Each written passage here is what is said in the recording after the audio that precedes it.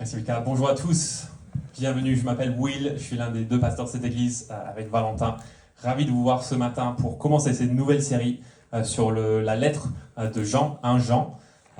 Et je veux commencer en vous posant une question qui vous semblera peut-être un peu basique, un peu banale, voire un peu ennuyeuse. Voici la question, c'est quoi un chrétien ? C'est une question basique, mais en même temps, c'est une question à laquelle il n'est pas toujours facile de répondre, surtout à notre époque. C'est quoi un chrétien ? Je ne sais pas pour vous, mais j'ai entendu au moins 4 personnes me poser ce genre de questions au cours des 2 dernières années. Par exemple, « Ah, tu portes une croix, tu dois être chrétien. » Ou « Tu vas à la messe tous les dimanches, alors tu es chrétien. » Ou « Tes parents, ils ont une Bible sur leur étagère, tu viens d'une famille chrétienne alors ?» Ou bien tu vis en Occident, tu dois être chrétien. Est-ce que vous avez déjà entendu ce genre de questions ? Alors c'est une question que le monde se pose, mais c'est aussi une question qu'on entend parfois dans l'Église. C'est la question que le nouveau croyant se pose ou risque de se poser lorsqu'il place sa foi en Jésus. Qui est-ce que je suis censé être maintenant ? J'ai décidé de devenir chrétien, mais qu'est-ce qui me fait un chrétien ? Est-ce que c'est le fait de prier tous les jours ? Ou de dire sur mon profil que je suis un follower de Jésus, ou aller évangéliser dans les rues tous les jours. Est-ce que c'est ça ? Peut-être que tu viens d'arriver à Bordeaux pour tes études et tu as grandi dans une famille chrétienne, tu professes la foi en Christ, mais tu te demandes comment est-ce que je vais pouvoir assumer l'étiquette chrétien lorsque je suis maintenant à la fac ?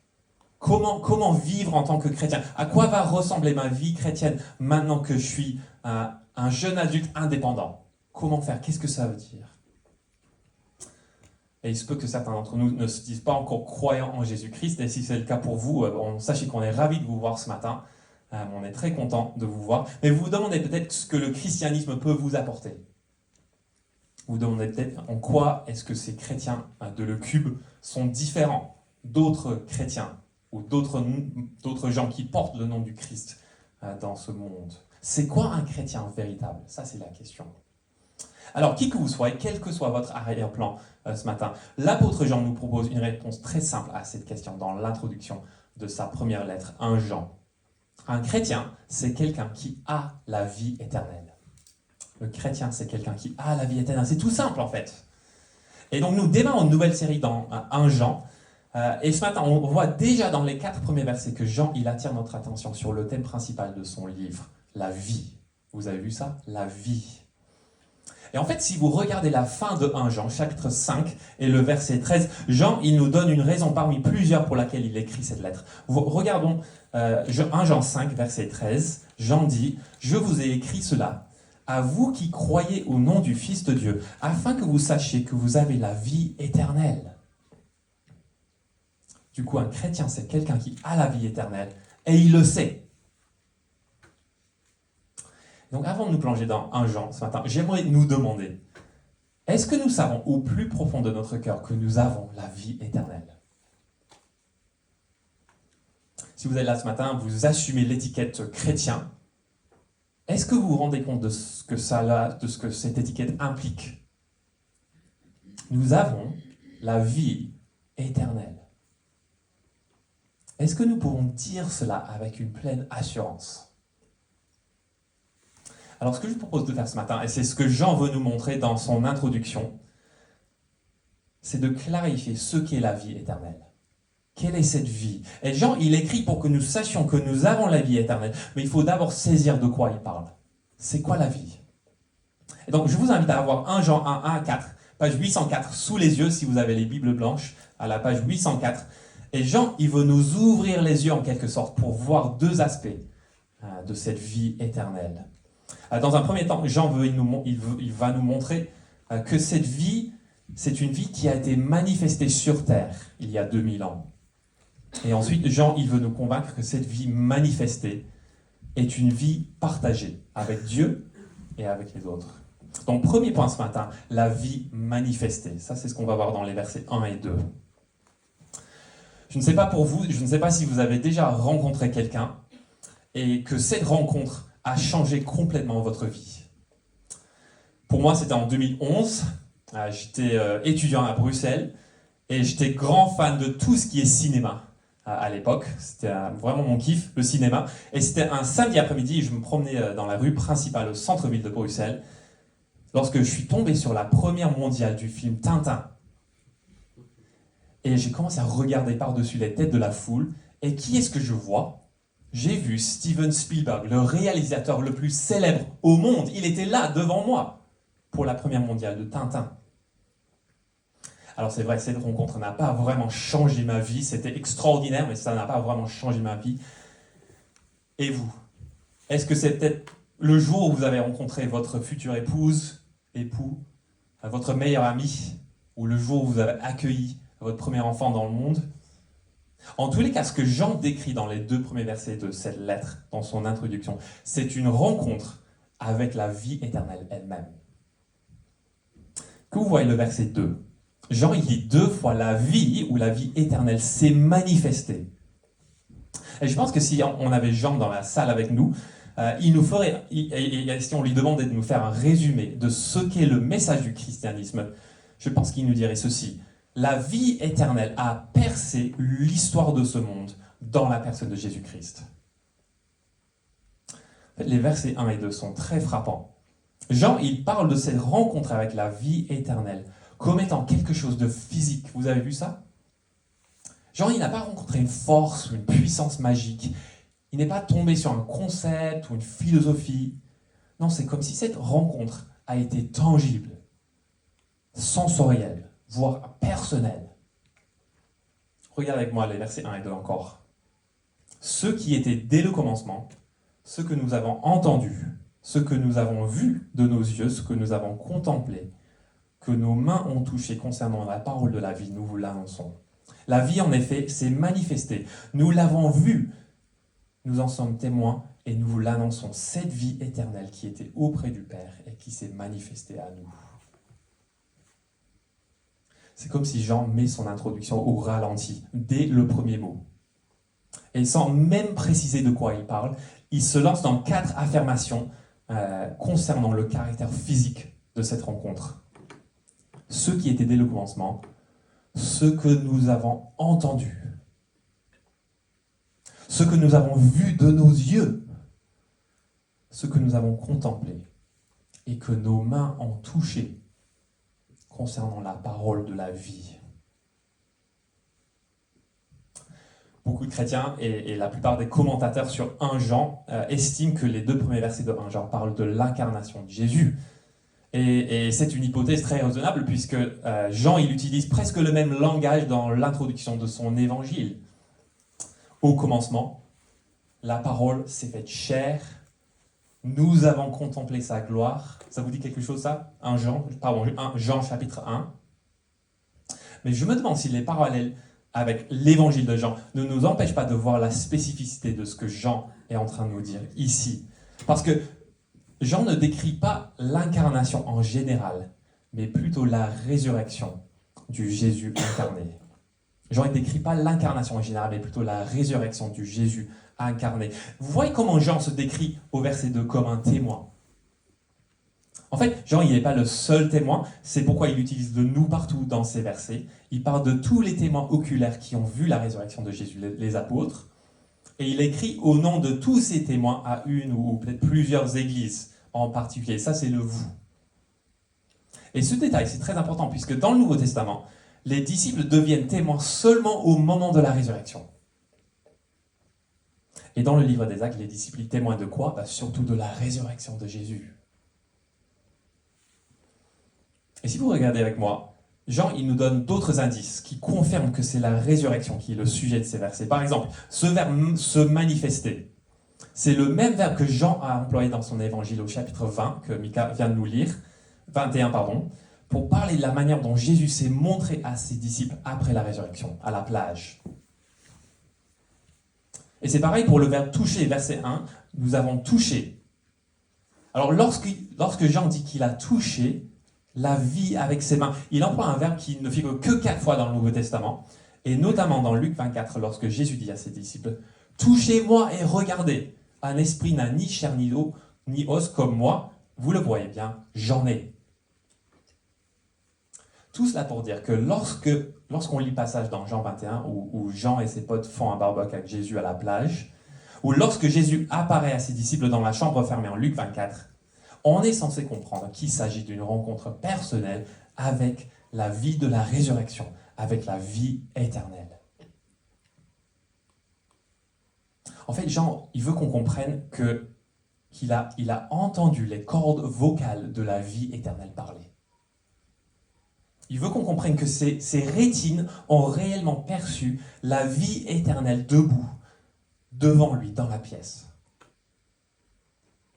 Il veut qu'on comprenne que les terminaisons nerveuses au bout de ses doigts ont réellement touché les marques de clous dans les mains de la vie éternelle elle-même.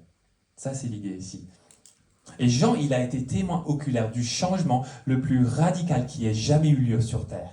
Jean, oui, il a vu Dieu, le Dieu qui s'est fait homme, mais en fait, ça, c'était le cas pour plusieurs personnes, pour beaucoup de monde, pour tout le monde, en fait, qui vivait à l'époque de Jésus et qui a vu Jésus. Mais ce que Jean décrit ici, ça va encore plus loin, parce que, oui, Jean, il a vu Dieu sur Terre, le Dieu qui s'est fait homme, mais il a vu le Dieu qui s'est fait homme, qui a vaincu la mort une fois pour toutes.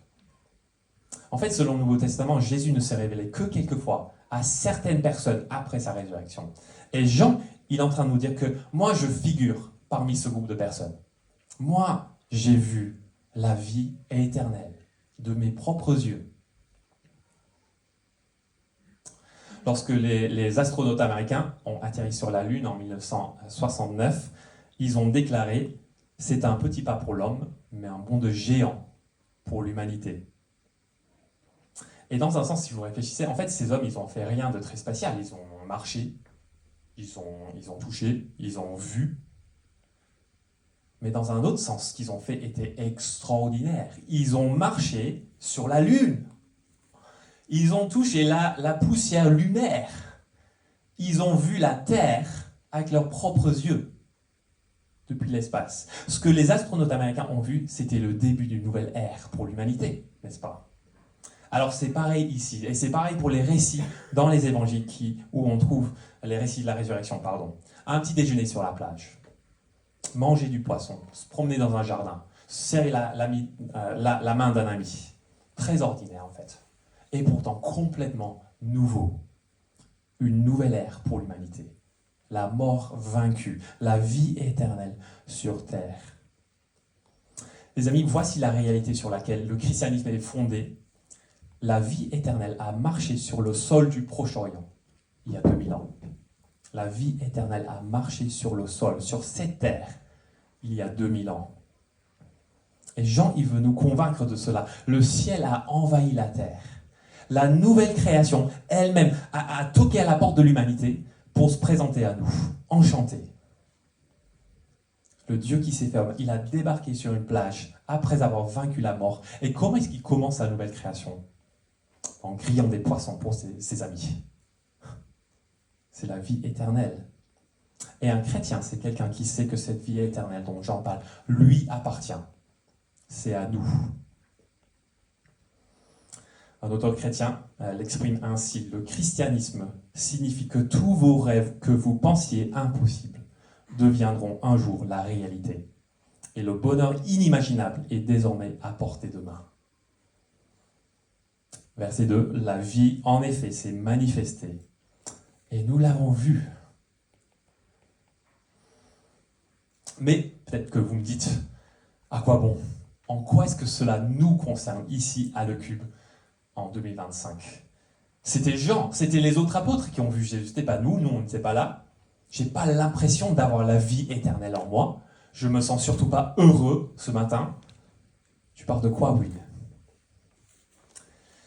En fait, si Jean nous décrit que la vie s'est manifestée aux témoins oculaires, les apôtres, versets 1 et 2, c'est pour nous convaincre que nous aussi, nous pouvons connaître la vie éternelle de façon personnelle et de façon tangible, maintenant, aujourd'hui. Et ça, c'est ce qu'on voit dans les versets 3 et 4. Deuxième point ce matin, on a vu la vie manifestée, on va voir maintenant la vie partagée. Et je me permets de revenir à ce mot « témoin » au verset 2. Vous voyez au verset 2, Jean il s'est écrit comme un témoin. On sait qu'un témoin, il ne se contente pas simplement d'observer un événement, mais il doit en parler à d'autres. autour de lui. Ça, c'est ce que fait un témoin. Par exemple, si je suis témoin d'un accident de voiture, je vois ce qui s'est passé, mais en même temps, je raconte ce qui s'est passé à la police, ou j'en témoigne devant un tribunal. Ou peut-être pour être un peu plus positif, si je vois un homme jongler avec des balles ou avec des couteaux, comme ce qui m'est arrivé cette semaine, à la barrière de Toulouse, je cours chez moi et je raconte ce que j'ai vu à mes enfants, avec beaucoup d'enthousiasme, bien sûr. Les témoins témoignent, c'est-à-dire ils observent et ils annoncent, ils parlent de ce qu'ils ont vu. Ça, c'est ce qu'on voit dans les versets 3 et 4. On va les relire. Ce que nous avons vu et entendu, nous vous l'annonçons à vous aussi, afin que vous aussi vous soyez en communion avec nous. Or, c'est avec le Père et avec son Fils Jésus-Christ que nous sommes en communion. Et nous vous écrivons cela, afin que notre joie soit complète.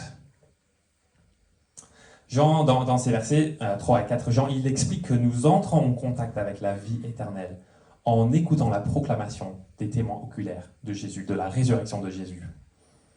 Et je pense que cela nous permet de comprendre pourquoi Jean il parle de la parole de la vie, verset 1. Et pourquoi il dit 3 fois dans ces versets, nous vous annonçons la vie.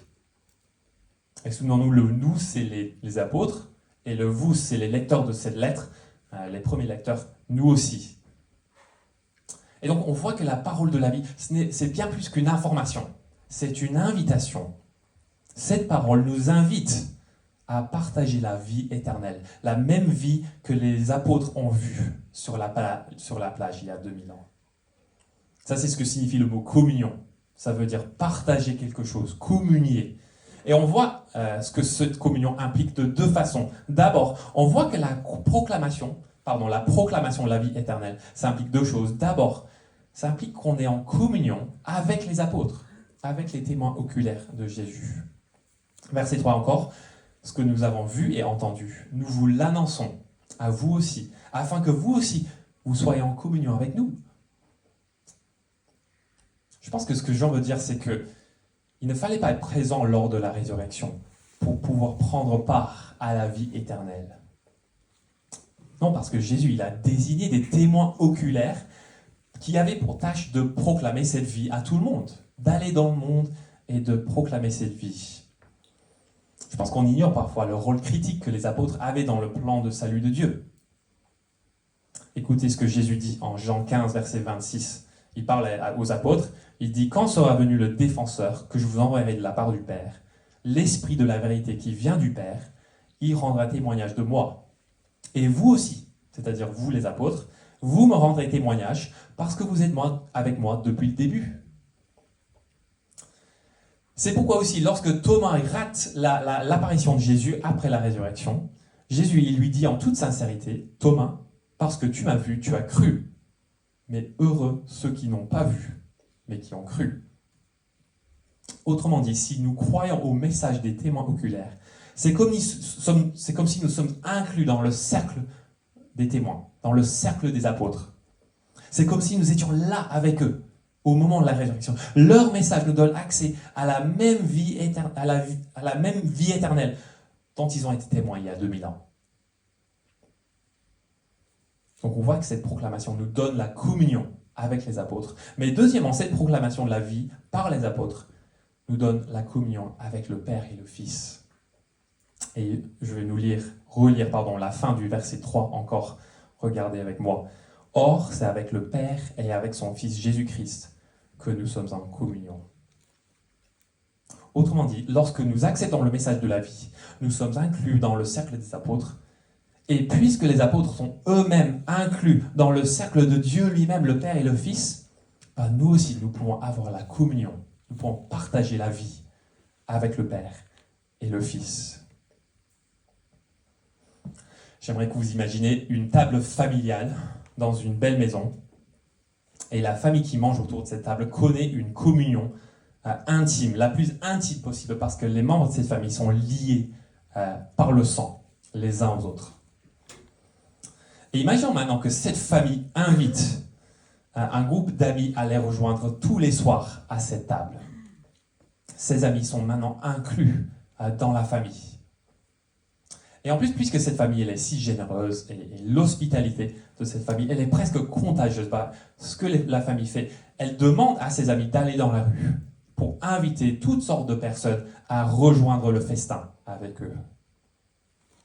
Alors comment est-ce que ces gens dans la rue vont savoir qu'ils ont le droit de manger à table avec la famille généreuse? Réponse, si les gens dans la rue sont associés aux personnes qui les ont invités, ces mêmes personnes qui ont déjà eu le privilège de manger à table en communion avec la famille elle-même, les autres personnes seront les bienvenues aussi. Alors ça, c'est un peu l'idée du verset 3. Si nous sommes en communion avec les apôtres, les amis, nous sommes en communion avec le Père et le Fils, la famille. Nous sommes inclus dans le cercle de la Trinité. Et le verset 3 nous aide à comprendre ce qu'est la vie éternelle. Parce que la vie éternelle, ce n'est pas un produit que les apôtres nous vendent, un peu comme une machine qui distribue des canettes de soda. Voilà, prends un peu de vie éternelle. Non, c'est pas comme ça. En fait, la vie éternelle égale partager la vie même de Dieu, la vie de la Trinité. Et j'aimerais vous montrer quelques autres versets pour appuyer cette idée. Cette idée, c'est peut-être un peu nouveau pour vous. Si vous tournez la page et regardez l'avant-dernier verset de 1 Jean, 1 Jean 5, verset 20. 1 Jean 5, verset 20, Jean, il conclut sa lettre en disant « Mais nous savons que le Fils de Dieu est venu et nous a donné l'intelligence pour connaître le vrai Dieu. Et nous sommes unis au vrai Dieu. Si nous sommes unis à son Fils Jésus-Christ, c'est lui qui est le vrai Dieu et la vie éternelle. » Est-ce que vous voyez la fin du verset? Jésus est la vie éternelle. Pas un produit, mais une personne. Donc si nous connaissons Jésus, si nous sommes unis à lui par la foi, comme un mari est uni à sa femme, nous avons la vie éternelle. C'est intime, c'est personnel. Jésus, il est la vie éternelle. Je vous invite maintenant à trouver l'évangile de Jean, le chapitre 5, à la page 690. Et Jean, il va aller encore plus loin. Donc Jean 5, l'évangile de Jean, chapitre 5, à la page 690.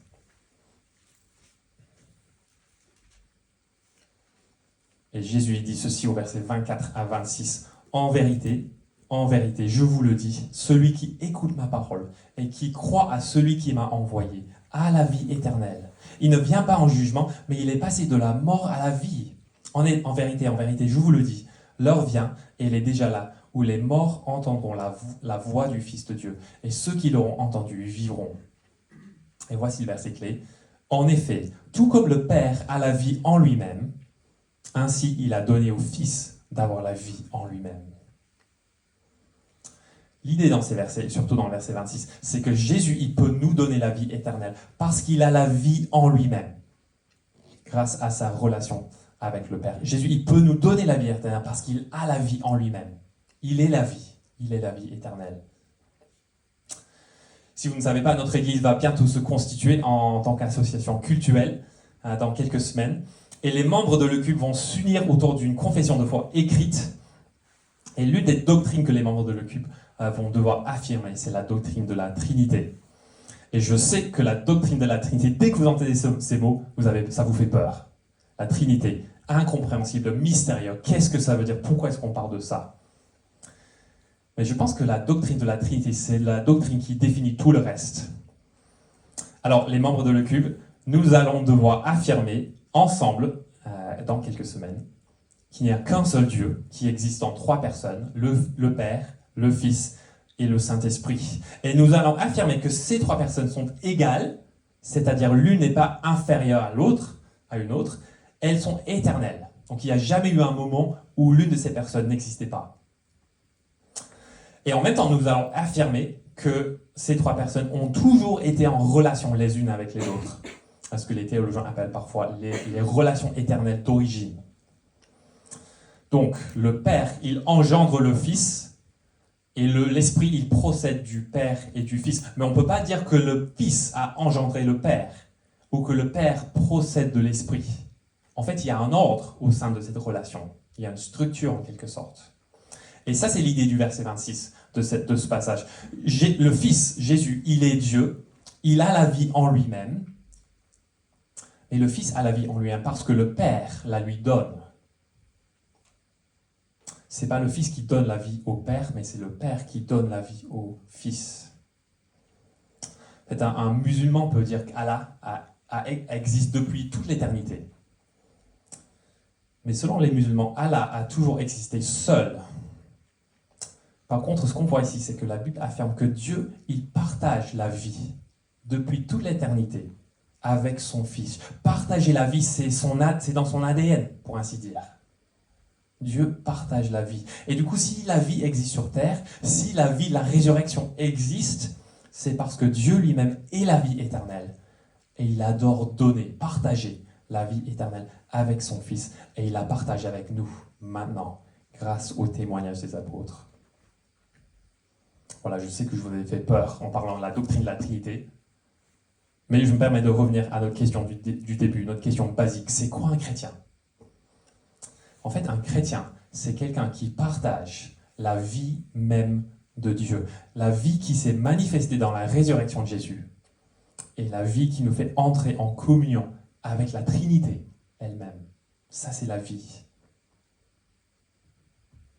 Et ce que Jean veut nous souligner pour nous, en particulier, c'est que cette vie passe toujours par les apôtres, par les témoins oculaires. Pas de proclamation des témoins oculaires, pas de vie. Et donc j'aimerais commencer à tirer quelques applications de ce passage pour nous ce matin. J'en ai deux. D'abord, si la vie chrétienne est une vie partagée, il n'existe pas de chrétien en solo. C'est pas possible. Valentin, il aime dire parfois que la Bible ne reconnaît pas les oknis, les objets chrétiens non identifiés. La vie chrétienne est une vie partagée. Et c'est pour cela que nous, à Le Cube, nous voulons avant tout connaître le Dieu trinitaire. Ça, c'est ce que nous voulons vivre. Si vous n'êtes pas dans cette église depuis très longtemps, vous ne savez peut-être pas que notre vision dans cette église, c'est de vivre la réconciliation avec Dieu. Ça, c'est ce que nous voulons faire en tant qu'église. Ça, c'est ce que nous voulons être. Nous voulons proclamer ce message de la réconciliation avec Dieu, c'est-à-dire d'avoir ses péchés pardonnés, d'avoir une relation restaurée avec son Créateur. Ça, c'est la communion avec le Père et le Fils. Ça, c'est la vie éternelle. Et nous voulons permettre à chaque Bordelais de pouvoir profiter de cette communion. Et c'est pour ça qu'à Le Cube, nous prenons l'Église très au sérieux aussi. Parce que si nous sommes en relation avec Dieu, forcément nous sommes en relation les uns avec les autres. Alors bien sûr, il est tout à fait possible d'appartenir à Christ sans appartenir à une église locale, au moins pendant un certain temps. Mais selon Jean, vivre comme cela, c'est oublier que la vie chrétienne est fondamentalement une vie partagée. Une vie qui se vit avec les autres et avec Dieu. Donc si vous êtes en train de chercher une église, de faire le tour des églises à Bordeaux en ce moment, ou si vous ne faites partie d'aucune église locale pour le moment, nous voulons vous encourager à trouver une église locale et à y rester pour profiter de la communion pour laquelle Dieu vous a sauvés. C'est pour ça que l'église existe et c'est pour cela que nous existons en tant qu'église locale de Le Cube. Donc il n'y a pas de chrétien en solo, mais deuxième application, je pense qu'on peut dire que si le christianisme est une vie partagée, il faut dire qu'il n'existe pas de christianisme sans être en communion avec les apôtres de Jésus-Christ. Donc si vous êtes actuellement en train de chercher une église, nous voulons vous encourager à trouver une église qui s'accroche au message des apôtres. À Le Cube, on n'a pas honte d'être une église qui met la Bible au centre de toutes nos rencontres. Alors ce n'est pas parce que nous voulons être intellectuels pour être intellectuels, c'est pas parce que nous voulons nier la place des émotions, l'importance de la joie dans la vie chrétienne, pas du tout, au contraire, puisque nous cherchons à vivre la communion avec Dieu, Père, Fils et Saint-Esprit, nous croyons que la vraie vie, la vie pour laquelle Dieu nous a créés, nous est donnée dans la parole de Dieu, dans la parole de la vie, annoncée par les prophètes dans l'Ancien Testament, accomplie dans le message des apôtres dans le Nouveau Testament. Voilà où se trouve la vraie vie. Pas dans la messe, pas dans la musique, pas dans la raison humaine, mais dans la Bible. Et si votre Bible continue de prendre la poussière, comme Valentin nous a parlé la semaine dernière, j'aimerais vous demander qu'est-ce qui vous empêche de prendre 10 minutes pour la lire tous les jours. On a du temps, les amis, on a du temps. On a du temps pour manger, on a du temps pour regarder WhatsApp, pourquoi est-ce qu'on n'a pas du temps pour se nourrir de la parole de la vie? Ça devrait être évident. Le psalmiste, il prie dans le psaume 119, verset 25. « Je suis affalé dans la poussière. Rends-moi la vie conformément à ta parole. » Donc c'est quoi un chrétien? C'est quelqu'un à qui Dieu a manifesté la vie éternelle et qui jouit la vie de Dieu en étant en communion avec les apôtres et en étant en communion avec d'autres chrétiens qui partagent la même vie. Mais pour terminer, à vrai dire, si on avait invité Jean à l'Occupe ce matin, je pense, et s'il était dans la pêche, je pense qu'il me demanderait de reformuler la question. Nous vivons dans un pays où il existe toutes sortes de personnes et toutes sortes de groupes qui portent le nom de Christ et qui prétendent avoir la vie éternelle, la communion avec Dieu. Les catholiques, les orthodoxes, les témoins de Jéhovah, les mormons, les chrétiens libéraux, les pentecôtistes, les charismatiques, les protestants, les évangéliques. Ils prétendent tous connaître le Dieu véritable, d'avoir la communion avec Dieu. Alors qui a raison? Et qui a raison? Si tout le monde a raison, pourquoi est-ce qu'ils existent tous ces groupes? Je pense que si Jean était là, dans ce théâtre avec nous, il me demanderait de reformuler la question. Parce que dans 1 Jean, et on va voir ça dans la suite, la question pour Jean, ce n'est pas « c'est quoi un chrétien ?» mais c'est plutôt « qui sont les chrétiens ?» Qui sont les chrétiens? Et ça, c'est parce que Jean, il écrit à une église qui a connu une rupture théologique. Nous allons voir ça au chapitre 2. Il y a certaines personnes dans cette église qui prétendent avoir la communion avec Dieu, mais elles ont abandonné l'enseignement des apôtres. Et par conséquent, elles ont quitté l'église à laquelle Jean a écrit. Et Jean, il les appelle les antichrists. Il existe deux groupes de personnes qui prétendent avoir la communion avec Dieu, et pourtant Jean déclare que l'un d'entre eux est antichrist, littéralement contre Christ. Qui sont les chrétiens? Qui est le peuple qui a la vie éternelle? Comme on a dit au début, Jean écrit cette lettre pour rassurer les chrétiens, pour nous rassurer que nous avons la vie éternelle. Ça, c'est son but.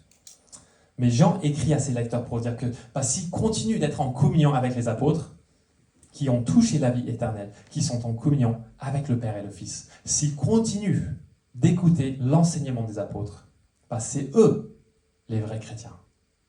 Ça, c'est le message de ce livre. Et je pense que cela explique le dernier verset de ce passage dans 1 Jean 1, 1 à 4. Jean écrit verset 4 pour que notre joie soit complète, c'est-à-dire la joie des apôtres. Pourquoi est-ce qu'il dit ça? C'est un peu bizarre. Parce que Jean désire que l'Occupe continue d'être en communion avec les apôtres jusqu'à la fin de notre vie et dans toutes les générations. Jean, il a été témoin de la vie éternelle. Et ce message, c'est ce message qui est la fondation de l'Église de Jésus-Christ. C'est sur ce message que l'Église de Jésus-Christ sera bâtie dans toutes les générations, jusqu'au retour de Jésus. Et tant que la tâche des apôtres n'est pas finie, la joie des apôtres ne sera pas complète. Et ça, c'est la tâche qui nous est donnée maintenant, en tant qu'Église locale à Bordeaux, d'annoncer le message de la vie éternelle, afin que la joie de tous, nous, les Bordelais qui ne connaissent pas encore Jésus, soit complète aussi. Et donc je prie que cette série sur 1 Jean nous permette d'accomplir cette mission en nous aidant à voir que nous sommes le peuple de Dieu véritable. Je vous invite à prier avec moi.